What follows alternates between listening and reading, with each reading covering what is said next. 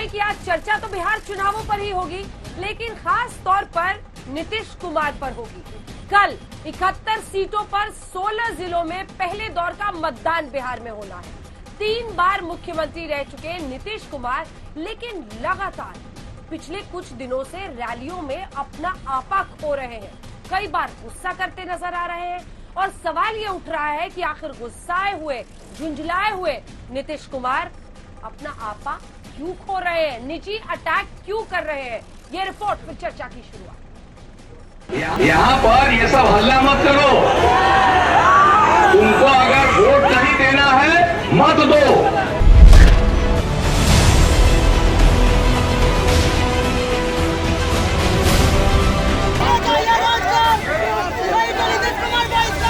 तो मत देना ना, तुम मत देना।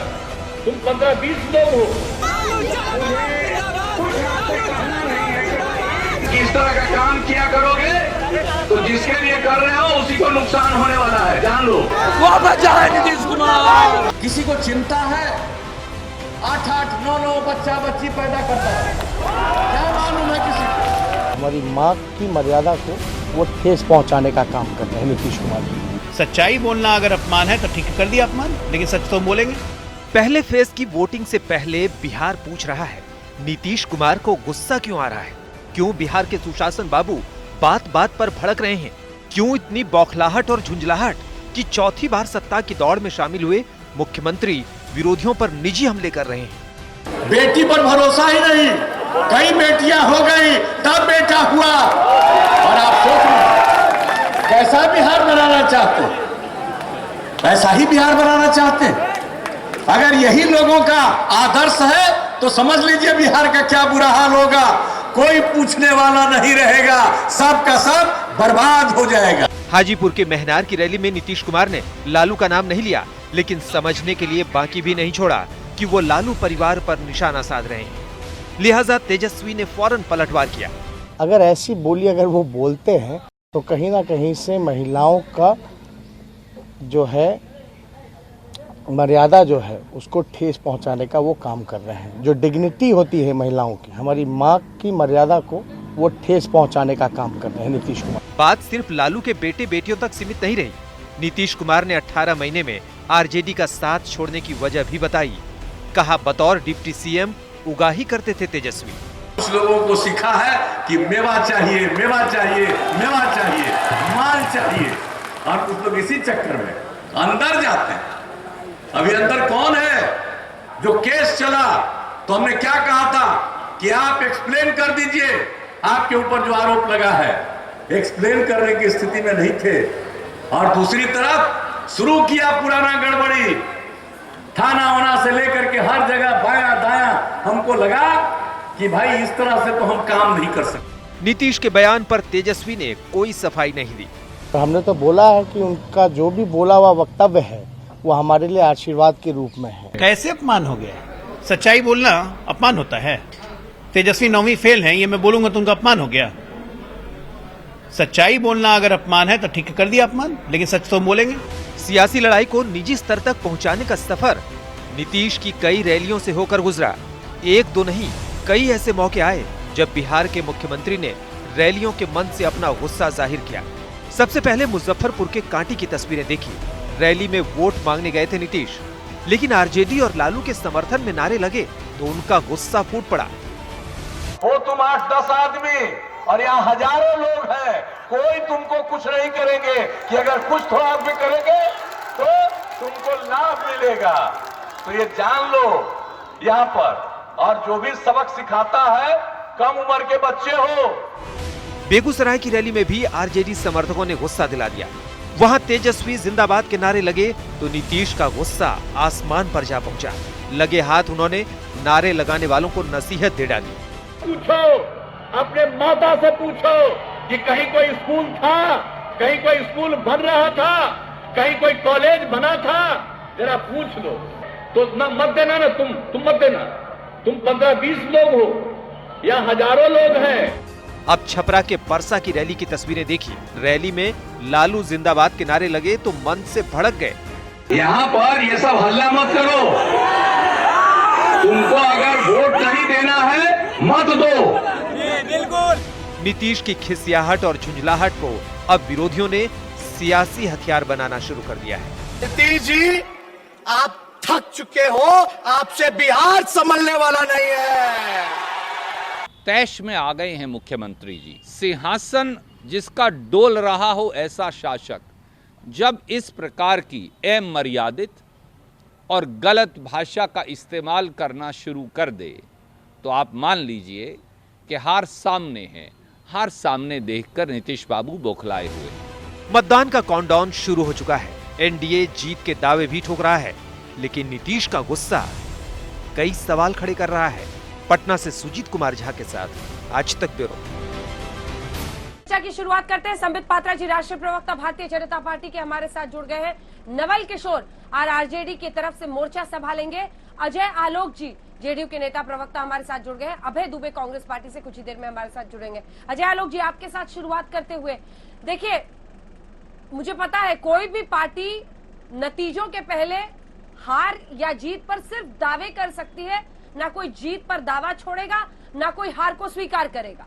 लेकिन मेरा सवाल आपसे ये है कि इतना गुस्सा और इतना बात बात पर झुंझलाते हुए नीतीश कुमार क्यों दिखाई दे रहे हैं? कई बार ऐसा होता है, लेकिन वोट मांगते वक्त तो कम से कम हर किसी को मुस्कुराकर जनता से कहना पड़ता है कि हाँ आप लोग साथ दीजिए, हम ये करेंगे, हम वो करेंगे, ये हमारी नीतियां थी, अभी तक हमने ये किया। ये गुस्सा एक ऐसी छवि बना रहा है कि कहीं वो हताश तो नहीं है, क्योंकि तेजस्वी के रैलियों में और उनको समर्थन मिलता हुआ दिखाई दे रहा है। अजय आलोक जी, कहती है इंदिरा जी, दूसरे की पार्टी की रैली में अपने 10 समर्थक भेज के जिंदाबाद के किनारे लगवाना, उसको हताशा कहेंगे? या ऐसे लोगों को अपने समर्थकों से बचा देना, क्योंकि अगर हजारों की भीड़ में 10 आदमी आके नीतीश कुमार के खिलाफ नारे लगा रहे हैं या राजद जिंदाबाद के नारे लगा रहे हैं, और उनको अगर हमारे समर्थक उग्र हो जाएंगे तो क्या उसको आप हताशा कहेंगे? आइए, एक बार नहीं, कम से कम 5-6 जगह हुआ, हमारे प्रत्याशियों पे हमले किए जा रहे हैं। आप हमें ही करें कि हम हताश और निराश हो गए हैं। हताश और निराश ये लोग हैं क्योंकि ये आके सभा में गड़बड़ करना चाहते हैं। आप जरा सोचिए कि अगर वहां पे भीड़ उग्र हो गई तो क्या होगा। इसलिए मुख्यमंत्री साफ साफ कहते हैं कि कोई इनको कुछ नहीं कहेगा, इनको जाने दो यहाँ से, समझाते भी। लेकिन इस तरह की दुस्साहस, इस तरह का नौटंकी करना इस पार्टी का चरित्र रहा है, ये कोई नई बात नहीं है। मुख्यमंत्री जी अपने वक्तव्य में जो कह रहे हैं, मुख्यमंत्री जी क्या गलत कह रहे हैं? आप लोग कह रहे हैं कि नीतीश आपक हो रहे हैं। कैसे आपक होने भाई? गलत क्या कह रहे हैं? बेटियों का महत्व के बारे में उन्होंने कहा अगर कि 7 बेटी पैदा कर लिए क्योंकि बेटा चाहिए था। ये गांव की मानसिकता होती है, ठीक है, आपने किया। ये बात अगर मुख्यमंत्री कह दिए तो उन्होंने आपक हो दिया। आपने बेटियों को सम्मान नहीं किया। एक मिनट, इसको मैं बिल्कुल पर्सनल अटैक नहीं कहूंगा। आप 2 मुख्यमंत्री जिस परिवार में है, जनसंख्या नियंत्रण की बात पूरा देश कर रहा हो और 2 मुख्यमंत्री हैं उस परिवार से, अगर ये बात मुख्यमंत्री जी अगर कह रहे हैं तो ये पर्सनल अटैक हो गया। ये तो सच्चाई है ना, विदित है। ये तो सबसे किसी से छुपा हुआ नहीं है, तो अटैक कैसे हो गया? सच्चाई कहना अगर आप अटैक मानिए तो पैमाना क्या है? फिर तो सच ही नहीं बोले कोई चीज। लालू यादव जेल में, होटवार जेल में है, कोई स्वतंत्रता संग्राम की लड़ाई लड़के नहीं ना है, भ्रष्टाचार के मुकदमे में कोर्ट ने सजा दी है। ये सच्चाई है। अगर इसको मैं बोलूंगा तो क्या ये पर्सनल अटैक हो जाएगा? तेजस्वी बेल पे है, तेजस्वी पे ईडी का मुकदमा चल रहा है, आय से अधिक संपत्ति PMLY का केस चल रहा है, उनके खिलाफ ऑलरेडी चार्जशीट फाइल होने वाली है। अगर ये मैं बोलूंगा तो ये पर्सनल अटैक हो जाएगा। 8वीं 9वीं फेल है तेजस्वी, ये मैं बोलूंगा तो ये पर्सनल अटैक हो गया। जो सच्चाई है वही बोलेंगे ना। अगर इसको बोलना आप पर्सनल अटैक करती हैं, इसको वो सब करना अगर आपको लगता है ये हताशा है तो ठीक है, हम हताश हैं, लेकिन हताश कौन है वो तो दिख रहा है। ठीक है, संबित पात्रा जी, अंजना जी, संबित पात्रा जी, सवाल ये है कि क्या बीजेपी भी इसमें शामिल है? क्योंकि अभी तक इस तरह से पर्सनल अटैक या गुस्सा नहीं दिखाया, मतलब जी बोलिए। देखिए अंजना जी, पहली बात तो है आप आज मुजफ्फरपुर में हैं और चंद दिनों पहले मैं मुजफ्फरपुर गया था और मैं खास तौर से मुजफ्फरपुर के लोग आज देख रहे होंगे, उन्हें एक बात कहना चाहता हूं।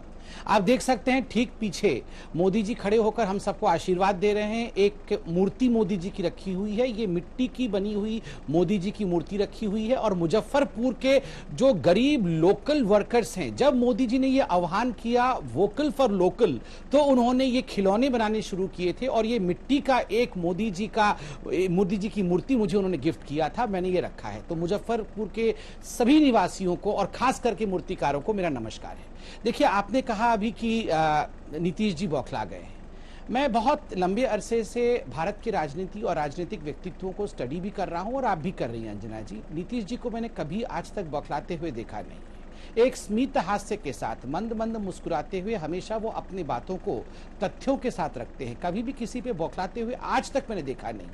देखिए, आपने दो सिनेरियो दिखाया। एक सिनेरियो आपने दिखाया कि उनके रैली के अंदर जहां 10-12 हजार लोग हैं, वहीं कुछ 8-10 लोग अंदर आ गए हैं और वो तेजस्वी जी के लिए नारे लगा रहे हैं। ऐसे में उनको नीतीश जी समझा रहे हैं कि भैया ये अराजकता उचित नहीं है, अगर लोग भड़क जाएंगे तो अनुचित होगा, आप ऐसा मत करिए।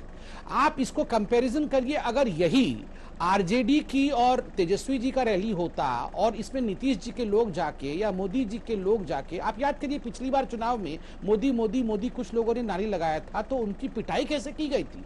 डंडों से, लाठियों से खूनम खान हो गया था, उनकी पिटाई की गई थी। यहाँ एक मुख्यमंत्री अभिभावक के रूप में एडवाइस कर रहा है, ये कोई बुराई नहीं है, बौखलाना नहीं है, ये एडवाइस करना है। दूसरी बात, जहां तक परिवार और परिवार नियोजन और बच्चों का सवाल है, देखिए हर माँ के प्रति हमारा सम्मान होना चाहिए। राबड़ी देवी जी हमारी विपक्ष की नेता हो सकती है, मगर फिर भी मैं सम्मान के साथ कहूंगा कि नीतीश जी ने ना तो राबड़ी जी के लिए कुछ कहा, ना उनके परिवार को का नाम लेते हुए कुछ कहा।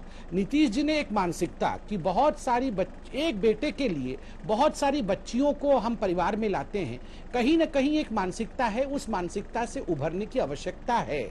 ऑब्जेक्टिफिकेशन ऑफ वुमेन, महिलाओं का जो ये ऑब्जेक्टिफिकेशन होता है, आप देखिए, मुझे ये कोताही नहीं है कहने में कि जब लालू जी जेल गए पहली बार, उन्होंने राबड़ी देवी जी को एक कठपुतली के रूप में सीएम की कुर्सी में बैठा दिया कि तुम चलो रबर स्टैंप बन के बैठी रहो और मैं अंदर से जो बोलूंगा तुम केवल उस पर हस्ताक्षर करना। ये ऑब्जेक्टिफिकेशन ऑफ वुमेन कभी नहीं होना चाहिए। अंजना ओम कश्यप भी एक बिहार की बेटी है, हर बिहार की बेटी इसी प्रकार सशक्त होना चाहिए और वो आगे बढ़े।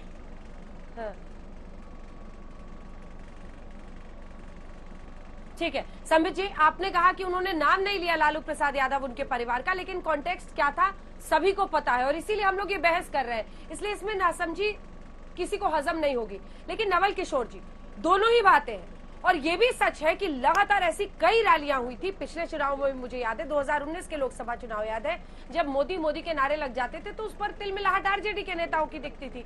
अब ऐसे में उनका ये आरोप है कि फिक्स लोग आपके जाते हैं और वहां पर रैली में हल्ला करते हैं नीतीश कुमार को परेशान करने के लिए, और जो निजी अटैकर्स पर भी। नवल जी, देखिए, पहली बात तो यह है कि किसी भी रैली में जो लोग आते हैं वो मन से आते हैं और नेता को देखने आते हैं। जो अपनी बात कह रहे हैं वो ताली बजाने जाते हैं तो सवाल भी पूछ सकते हैं, और ये सवाल कई बार आपको नागवार गुजरे, लेकिन सवाल जायज होते हैं। और आज बिहार में सवाल क्या है? सवाल है कि युवा बेरोजगार है, तो रोजगार की तरफ देख रहा कि कौन सी पार्टी और कौन से दल रोजगार की बात कर रहे हैं, मुद्दे की बात कौन कर रहे हैं। या तेजस्वी यादव अगर मुद्दे की बात कर रहे हैं, वो कह रहे हैं कि सरकारी नौकरियां जो रिक्तियां हैं उसके आधार पे हम 10 लाख नौकरी देंगे, और इसमें केवल पॉलिटिकल विल की जरूरत है, जिससे लोग उत्साहित होकर, युवा उत्साहित होकर उनके पास आ रहे हैं। और आप देख सकते हैं, एक नहीं, हर चुनाव अभियान के सभा को आप दिखा सकते हैं कि किस तरह से उत्साहित जनता उनके साथ जुड़ रही है।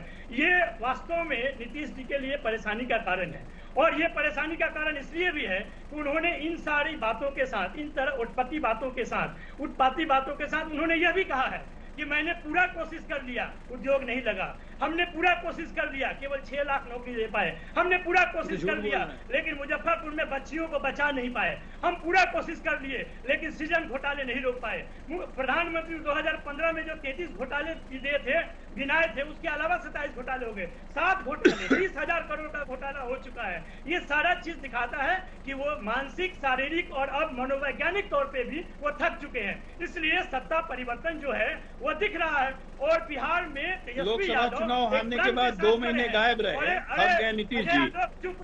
चुप रहो और अपने बाप का परिचय दो, उसके बाद बताना ये सब, समझे? घटिया बात करने क्या आप जवाब दीजिए। घटिया बात करने के लिए क्या ये फालतू बात बोल रहे? फालतू तो तुम हो, घटिया बात ही बोलते हो। क्या फालतू बात बोल रही? भाषा की मर्यादा नहीं, भाषा की मर्यादा मत खोइए, भाषा की मर्यादा नहीं। तुम 9वीं फेल की बात करते हो। नीतीश कुमार के विषय में पूछो ना कि 1970-71 में डिग्री लेने के बाद वो 14 साल तक बेरोजगार क्यों रहे?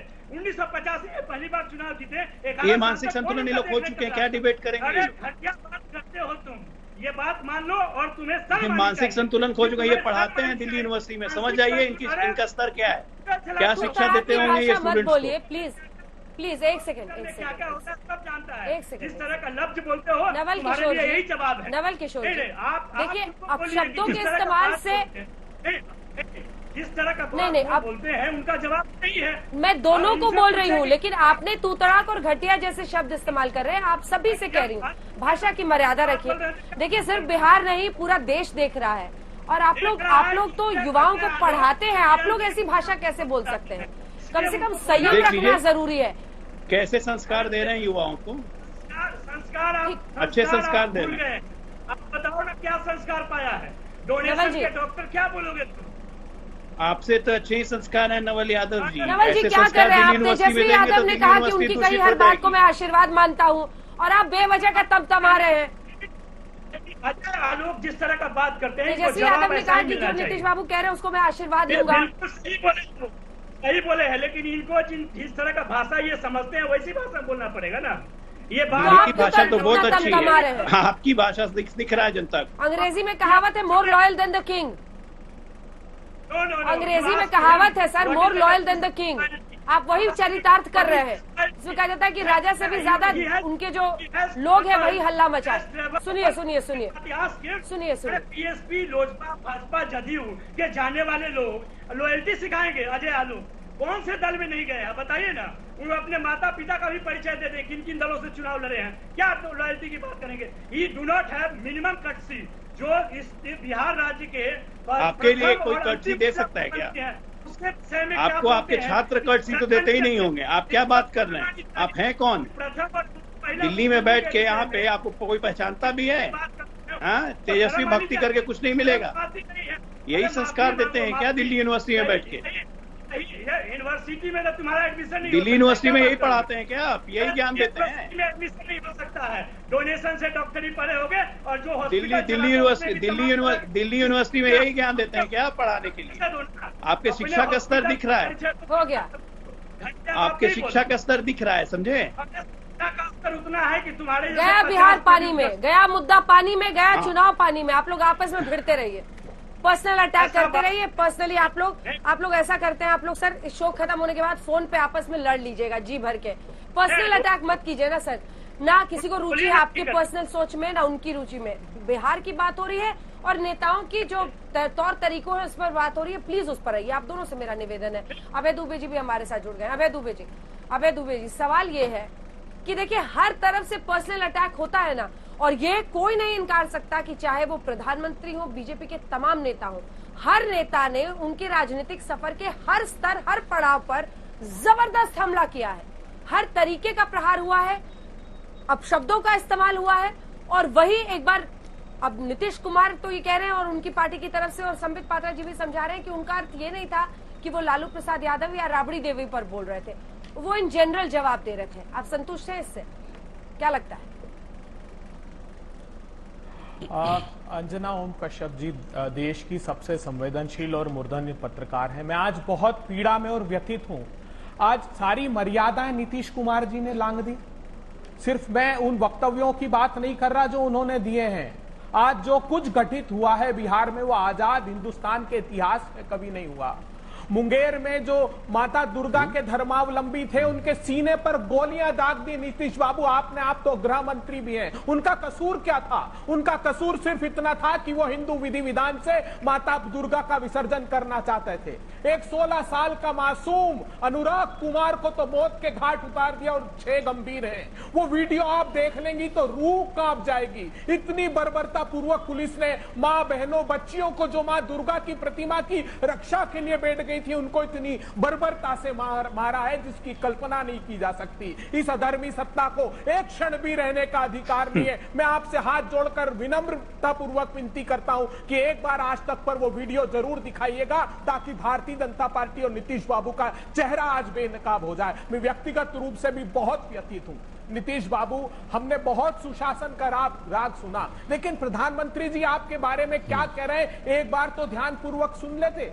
अभी प्रधानमंत्री जी आए थे, उसके कुछ दिन पहले दोनों बड़े डॉक्टर हमारे साथ बैठे हैं। दोनों डॉक्टरों को वो रिपोर्ट दिखाई है अंजना जी, जो वर्ल्ड बैंक और हेल्थ मिनिस्ट्री ने जारी की है। सारे 16 हेल्थ के इंडिकेटर्स में बिहार को प्रधानमंत्री जी ने सबसे निचले स्तर पर बताया है। सस्टेनेबल डेवलपमेंट गोल जो प्रधानमंत्री के नीति आयोग ने जारी किए, उनमें 61 इंडिकेटर्स पर 4 करोड़ 21 लाख लोग गरीबी रेखा के नीचे हैं।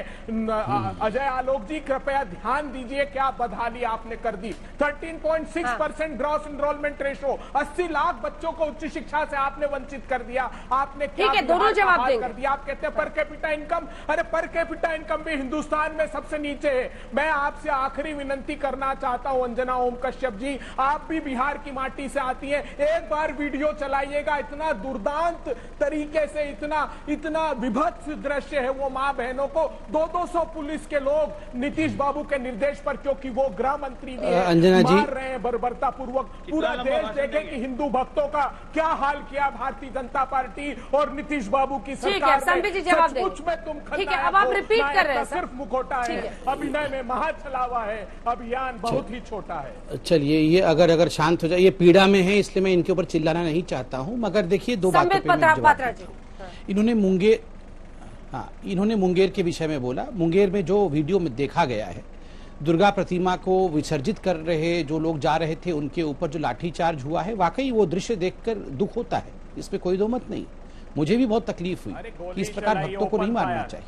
मगर बाद में एक सेकंड सर आप पीड़ा में हैं, अभी मैं शांति से सुना आपको। ये आप शांति से संवेदनशीलता दिखाइए, चिल्लाइए नहीं।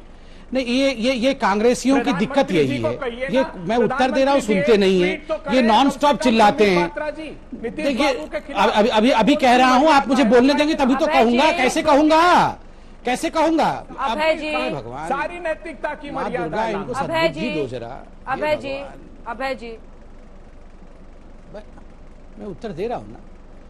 देखिए अंजना जी, वो वीडियो मैंने भी देखा है, सोशल मीडिया में वो वीडियो है, वीडियो का एक पोर्शन है, उसको इसमें कोई दो मत नहीं है। उस वीडियो को देखकर दुख लगता है। बाद में मैंने पूरी रिपोर्ट देखी जिसमें एसपी भी बता रही हैं और बाकी भी पुलिस के महकमे के लोग पूरे विषय को सामने रख रहे हैं कि वहां कुछ लोग ऐसे अंदर में थे जिनके पास बंदूक था और माहौल बिगाड़ने की कोशिश की गई थी। इसकी रिपोर्ट भी हमारे सामने जल्दी ही आएगी और इस रिपोर्ट के मुताबिक कार्यवाही भी होगी। ऐसा नहीं है कि हम इससे दुखित नहीं। दूसरी बात, देखिए मैं यहाँ नवल किशोर जी बैठे हुए हैं, यहाँ नवल किशोर, मैं देखिए ये आप तो हिंदुओं को आतंकवादी बोलने वाले, आप जिन्ना को टिकट देने वाले, आप ये घड़ियाली आंसू मत रोइए। आप रुकिए, अभय जी रुकिए, अभय जी रुकिए, अभय जी अभी राहुल गांधी को बोलिए जरा लव जिहाद पे निकिता तोमर पे ट्वीट करें। अभी राहुल गांधी को बोलिए जरा लव जिहाद पे तौसीफ के खिलाफ जरा ट्वीट करें।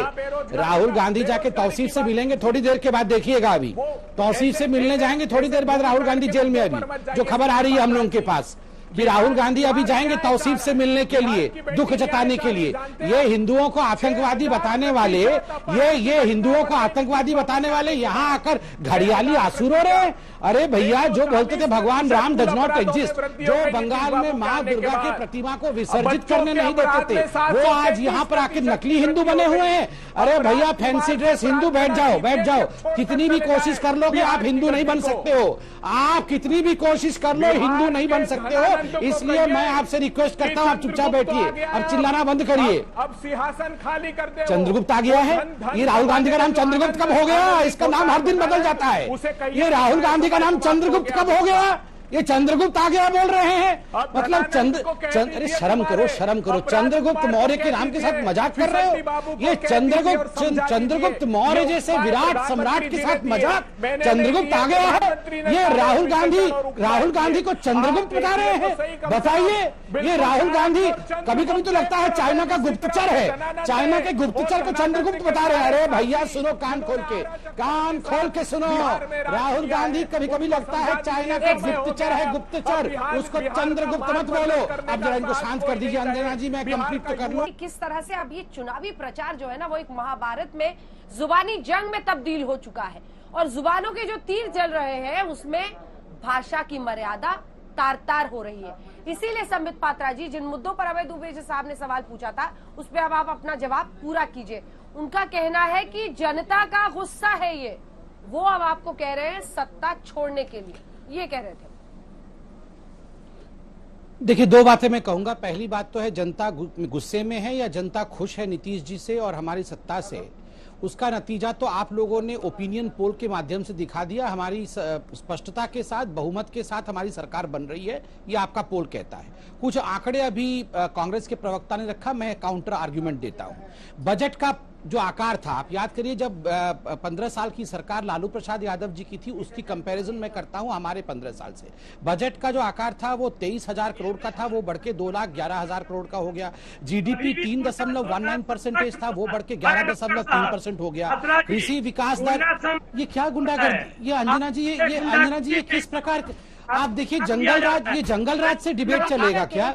हम लोग किसी के बीच में बोलेंगे नहीं, ये जंगल राज होगा क्या? नहीं, ये क्या मजाक बना, ये क्या मजाक है? ये जंगल राज होगा क्या? हम लोग सबको सुनेंगे। आप बिल्कुल चुप रहिए। आप जैसे आदमी के साथ मैं डिबेट नहीं करता हूँ। आपने अभी अजय आलोक को कहा कि अपना बाप का परिचय दो, ये क्या भाषा था? ये क्या भाषा था? अंजना जी, ऐसे व्यक्ति को डिबेट में मत बुलाया करिए। इस व्यक्ति ने अभी अजय आलोक जी को कहा कि तू पहले अपने बाप का परिचय दे। क्या होता है बाप का परिचय देना? क्या होता है ये? क्या होता है ये? किस प्रकार के व्यक्ति के साथ हम डिबेट कर रहे हैं? ये अनपढ़ गवारों को मत बुलाया करिए डिबेट में। नहीं, बिल्कुल बिल्कुल उठ जाइए आप। आपने अभी एक प्रवक्ता को कहा कि आप अपने बाप का परिचय दीजिए। क्या होता है बाप का परिचय देना? क्या होता है? बहुत गलत है। आपने क्या कहा अजय आलोक जी को? आपने क्या कहा?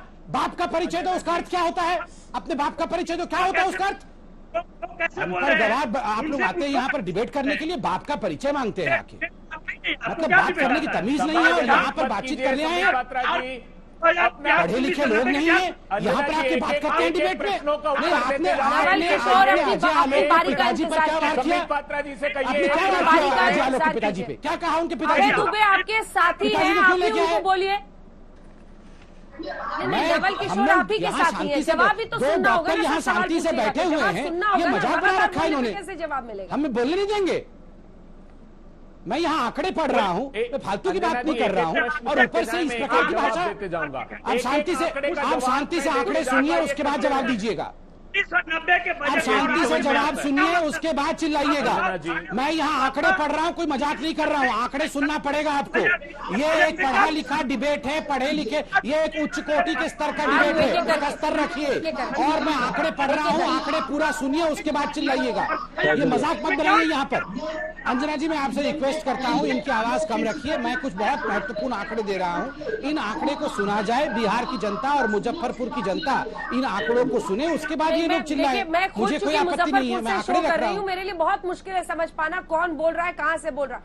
एक सेकंड प्लीज, प्लीज आप लोग एक एक करके जब सवाल पूछे तो जवाब भी सुनिए। फिर जवाब भी कंप्लीट कर लूं, मैं तो आंकड़े ही बोल रहा हूँ। पॉइंट होगा, आप अपनी बात कहिए, हम आपके पास आएंगे। प्लीज मिस्टर नवल किशोर, और एक प्रोफेसर है आप, प्लीज मिस्टर नवल किशोर ऐसी भाषा का इस्तेमाल मत कीजिए, आपके स्टूडेंट्स का भी सिर झुकेगा।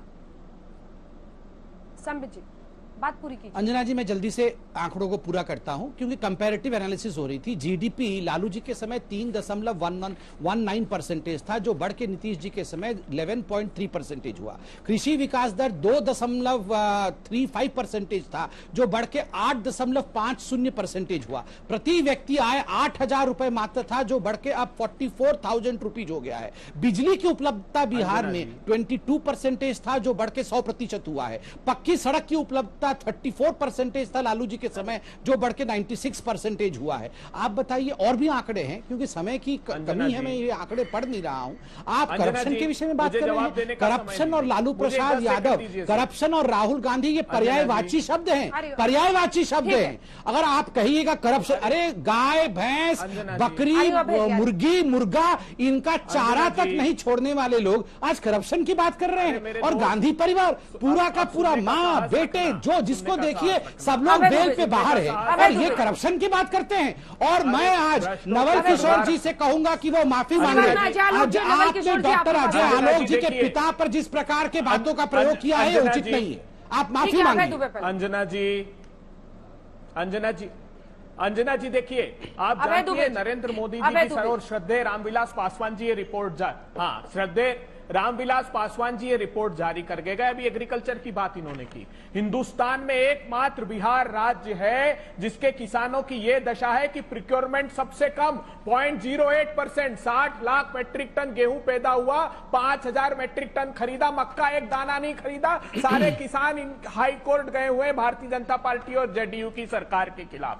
आपने कहा पर कैपिटा इनकम हिंदुस्तान में सबसे कम बिहार की क्यों है? मैं नहीं कह रहा हूं, ये मोदी सरकार कह रही है। मोदी सरकार कह रही कि एकमात्र बिहार राज्य है जिसके 51% लोग, ध्यान से सुनिएगा, 51% लोग एलपीजी का उपयोग ही नहीं करते हैं। ये मैं नहीं, प्रधानमंत्री जी कह रहे हैं। प्रधानमंत्री जी कह रहे हैं 21% ग्रामीण सड़कें ऐसी है जिनकी कनेक्टिविटी नहीं है, और वो एकमात्र बिहार राज्य है जिसकी ये अवस्था हो गई है। 58% गर्भवती महिलाएं बिहार अकेला। प्रधानमंत्री जी ने कहा राहुल गांधी जी काम के अंदर कहा है। प्रधानमंत्री जी ने गंभीर आरोप लगाया।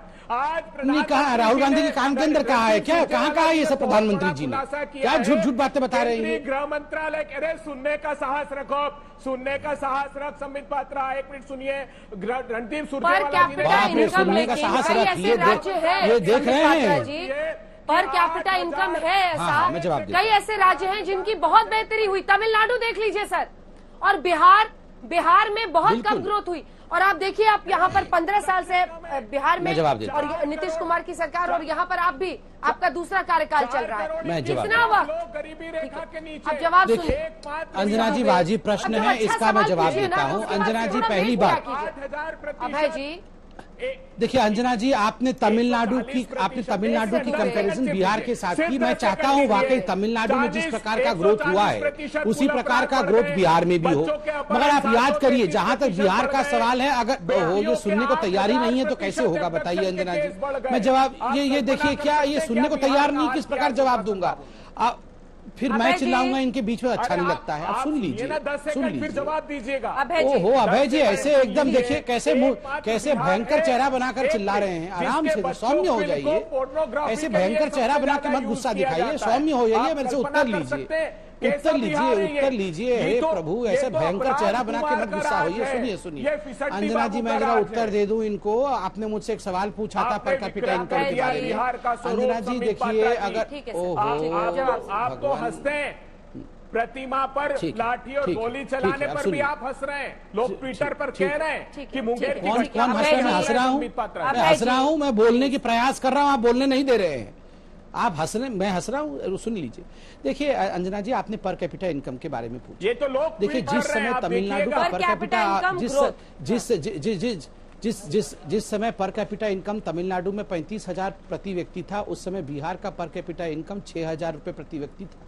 लालू प्रसाद यादव जी ने और उससे पहले कांग्रेस 25 वर्षों तक गड्ढे में और नर्क में बिहार को डाल के रखा। और मुझे कहने की आवश्यकता नहीं है, आप लोगों से पूछिए, वहां कोई डॉक्टर बनता था, गलती से अगर मारुति 800 गाड़ी खरीदना होता था तो उसे रंगदारी देना पड़ता था। लोग छोड़ के बिहार से, पटना से डॉक्टर इंजीनियर छोड़ के दिल्ली आते थे, क्योंकि वहां रंगदारी देनी पड़ती थी, उनके बच्चे किडनैप हो जाते थे। ये परिस्थिति बिहार की थी। वहां उस गड्ढे को भर करके, अरे भैया आपने 3 में ना 13 में, ये कांग्रेस पार्टी को बोलिए चिल्लाना बंद करेगी। ये ना 3 में ना 13 में है, ये इतना चिल्ला रहे हैं जैसे कि यही सरकार बनाने वाले हैं। बताइए अंजना जी, पहले इनको 3 में 13 वालों को चुप कराइए जरा। अरे भैया राहुल गांधी जरा शांत हो जाइए। अरे राहुल गांधी जी शांत होइए प्रभु, क्या कर रहे हैं? देखिए, एक हमने इम्पोर्टेंट सवाल उठाया है, उस पर जवाब तो ले लें। फिर मैं नवल किशोर जी के पास जाऊंगी और अजय आलोक जी के पास, प्लीज। अंजना जी, एक बहुत बड़े गड्ढे में बिहार को डाल करके आरजेडी और उससे पहले 10 वर्ष कांग्रेस, 25 वर्ष ये हालात रहे। उसके बाद 15 वर्षों में से मोदी जी ने भी कहा, 10 वर्ष जब केंद्र में यूपीए की शासन थी, वहां पर यूपीए ने जिस प्रकार का नॉन कोऑपरेशन दिखाया नीतीश जी के सरकार के साथ, ये हम सबसे छुपा नहीं। नीतीश जी हर हफ्ते प्लानिंग कमीशन की तरफ दौड़ते थे, और नीतीश जी के साथ जिस फिर ये शुरू हो गया, फिर ये भाई आप पहले एक कान खोल के बात सुन लो भैया। कांग्रेस पार्टी ने 3 में ना 13 में है, आप कितना भी चिल्ला लोगे आपका कुछ नहीं होने वाला है। अरे ये मेरे 25 दोस्त, सीटों पे कुछ क्या है कि 10-15 सीट पे लड़ रहे हो, इतना जोर जोर क्यों चिल्ला रहे हो भैया? नहीं क्यों चिल्ला रहे हो भैया? ये 10-15 सीट पे नहीं, ये 10-15 सीट पे 10-15 सीट पे लड़के इतने जोर जोर चिल्ला रहे हो जैसे कि पता नहीं पूरा यूनाइटेड, नहीं ऐसे चिल्ला रहे जैसे यूएस में ये प्रेसिडेंट बनने वाला है राहुल गांधी। बैठिए शांति से। अरे भैया ऐसे मत चिल्लाओ जैसे कि ट्रंप के बदले आप ही प्रेसिडेंट बनने वाले हैं। 15 सीट पे चुनाव लड़के ऐसे चिल्ला रहे हैं, बताइए। वाराणसी प्लीज अंजना जी, मैं गंभीरता से जवाब देने की कोशिश करता हूँ, ये बीच में चिल्लाते रहते हैं। क्यों अन्याय किया? अंजना जी, कोई फायदा नहीं है चिल्ला करके। चिकित्सकों के पद खाली है, विधानसभा में जवाब दिया नीतीश बाबू ने। अंजना जी आप देखिए, मैंने कहा जिस प्रकार से 25 वर्षों तक अराजकता रही, उसके ऊपर भी जिस प्रकार भारतीय जनता पार्टी और जेडीयू की सरकार। देखिए आपका ऑडियो जा रहा है संबित जी, एक लाइन में अपनी बात कंक्लूड कीजिए। ठीक है, धन्यवाद। देखिए मैं कहना चाहता हूं, मैंने सारे आंकड़े आपके सामने रखे। 8,000 से 45,000 रुपीस तक जिस प्रकार हमने पर व्यक्ति आय बढ़ाया है, ये अपने आप में एक बहुत बड़ा छलांग होता है। अगर समतल भूमि दिया होता तो आप देख रहे होते अभी 80,000 पर व्यक्ति आय हम करके देते। गड्ढे में से निकाल कर बिहार को लाना ये आसान बात नहीं। और मैं अंत करता हूं अपनी बात को, याद करिए आज मर्यादा की बात हो रही है। अरे भैया मर्यादा की बात आप क्या करेंगे? पटना ग्राउंड में, पटना के गांधी मैदान में जिन लोगों ने बम फोड़ा था मोदी जी के ऊपर, उन लोगों को टिकट दिया टाइम लग गया। देखिए बस 4 ही बात बोलना है, ज्यादा नहीं बोलना है। मैं पाताली के इतना नहीं बोल सकता हूँ, क्योंकि झूठ बोलने में उतना विश्वास नहीं है। 4 बातें हैं। पहली बात आप तो पहले माफी मांगिए। किसी के पिताजी को बाप का परिचय बोला था, आप उसके बाद उस बात की माफी मांगिए। आप माफी मांगिए अपनी भाषा के लिए। बाप का परिचय दो, आप अजय आलोक को बोल रहे थे, उस बात के लिए माफी मांगिए। ये भाषा है आपकी, आप एक प्रोफेसर हैं, ये भाषा है आपकी। आप नहीं पहुंच पाओगे, आपका ऑल इंडिया नहीं क्या सुन लो पहले, आप हमारे बीच में चिल्लाते हैं तो हम भी आपको आईना दिखाएंगे और हम भी आपको बोलेंगे। आप एक प्रोफेसर है, आपने एक डॉक्टर को, अजय आलोक को कहा अपने बाप का परिचय दो और आप माफी भी नहीं मांगेंगे। कहे नहीं मांगेंगे माफी? अजय आलोक जी कंक्लूडिंग रिमार्क, अजय आलोक जी कंक्लूडिंग रिमार्क आपका। अजय आलोक जी कंक्लूडिंग रिमार्क आपका। अजय आलोक जी, मैं आपके शो के माध्यम से बस ये कहूंगा कि मुझ पे जितने निजी हमले करते रहिए। बिहार में एक कहावत है, भैंसिया क्या के बीन बजाए भैंस चली पगुराए। इन लोग से विकास की बातें करना बेईमानी है।